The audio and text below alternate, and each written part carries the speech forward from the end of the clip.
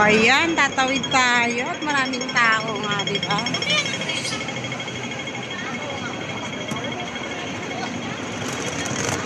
Sunday ngayon kaya talagang siksikan sila.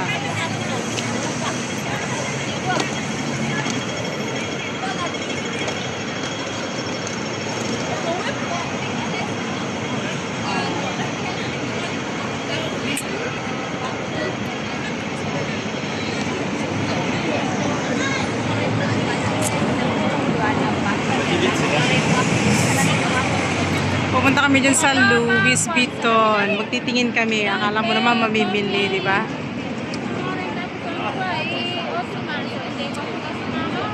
Oh, ang ganda ng bus. Big bus. Oh. Walang bubong.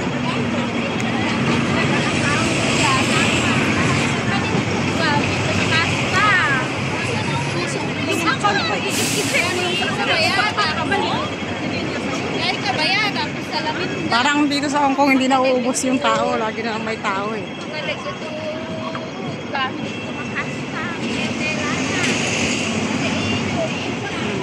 See? Nakita niyo.